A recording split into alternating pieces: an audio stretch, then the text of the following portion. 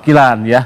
Kalau traumatis terhadap 98 ketika diundang masa langsung masuk begitu ya. Langsung menjebol. Nah, gitu. ini dibikin aja perwakilan begitu. Ya kalau itu besar ya 100 orang lah dengan catatan mereka harus ikut dan juga menjaga karena siapapun kan masuk ke satu ruangan ya, itu kan juga gedung lain yang harus diikuti segala aturan tata tertibnya di sana gitu.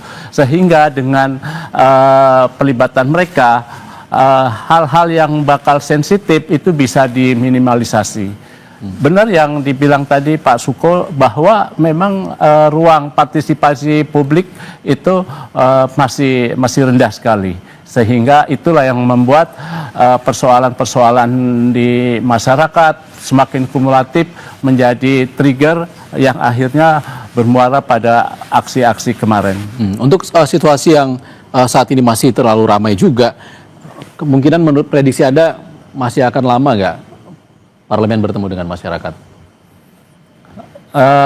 Kita lihat aja. Cuma memang sepanjang belum ada realisasi janji baik oleh DPR maupun oleh pemerintah untuk perbaikan ekonomi dan kesejahteraan, tentu aksinya akan terus berlanjut terus sampai apa yang menjadi tuntutan publik, tuntutan masyarakat terpenuhi. Oke. Kalau belum terwujud pasti akan terus bergulir. Baik. Dimanapun, bahkan sampai ke daerah. Dan itu kalau melihat demo semakin sore semakin banyak, itu menjadi potensi kerawanan lagi itu nanti malam itu. Harusnya diantisipasi segera.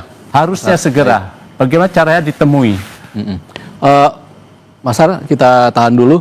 Saudara, Anda saat ini menyaksikan visual terbaru dari Rumah Sakit Polri, Rumah Sakit Bayangkara Polri di Kramat Jati, Jakarta Timur. Presiden Prabowo Subianto sore ini mendatangi sekaligus menjenguk personel kepolisian, menjenguk polisi yang terluka akibat kericuhan yang terjadi dalam demo beberapa hari terakhir. Seskap atau Sekretaris Kabinet membenarkan Seskap Teddy Indra Wijaya menyampaikan Presiden Prabowo Subianto tidak hanya menjenguk anggota Polri, tapi juga menjenguk masyarakat ataupun pendemo yang terluka dalam kericuhan demonstrasi yang terjadi dalam beberapa hari terakhir. Diketahui saudara, ada sebanyak 31 polisi yang saat ini dirawat karena terluka di Rumah Sakit Polri Kramat Jati, Jakarta Timur. Beberapa di antaranya pun menjalani operasi akibat luka yang dialami. Itu disampaikan oleh Kepala Subbagian Humas RS Polri, Kompol Yohan Hendry. Kami lansir dari Antara, yang menyampaikan pada Jumat lalu ada 31 orang yang terluka dan semuanya sedang dirawat intensif dan akan dilakukan beberapa tindakan operasi. Dan saat ini Presiden Prabowo Subianto akan menyampaikan pernyataannya. Baik, kawan-kawan media sekalian, saya hari ini merasa terpanggil harus nengok petugas-petugas kita, prajurit-prajurit kepolisian yang cedera. Selama ini ada lebih 40 yang cedera. 40 berapa? 9? 43 yang cedera. Sebagian besar sudah pulang. Sekarang masih 17 ada di sini.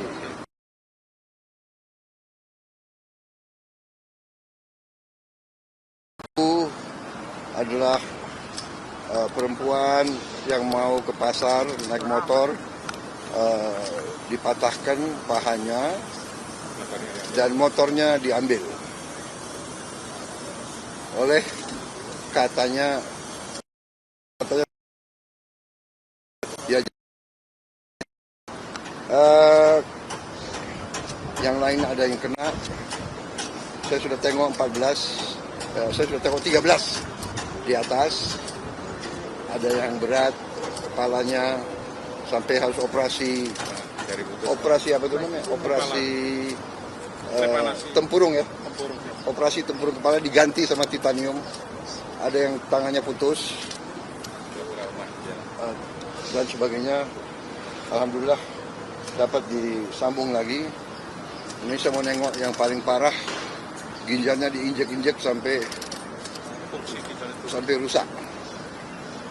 Jadi beliau sekarang harus dicuci darah. Ini saya tidak tahu, tapi kalau perlu kita cari transplantasi. Ya, kita cari transplantasi, Kalau tidak bisa diperbaiki, ya. Ginjal ini sangat berat. Semua petugas dinaikin pangkat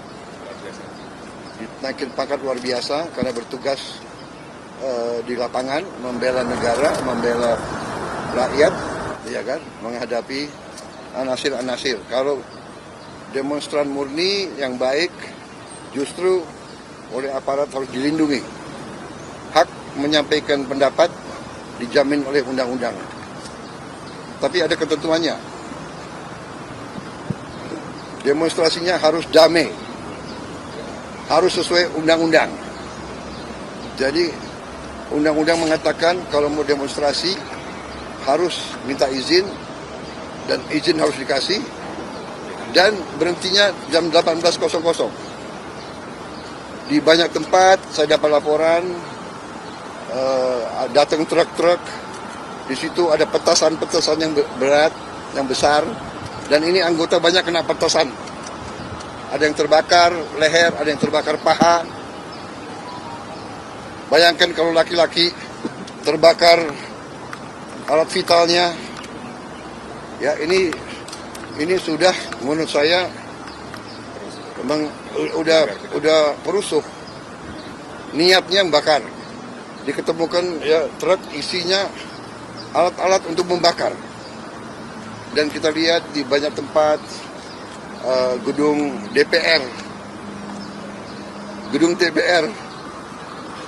DPRD, ini adalah instansi negara yang menjalankan kedaulatan negara, alat demokrasi,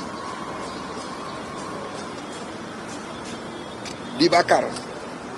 Jadi niatnya bukan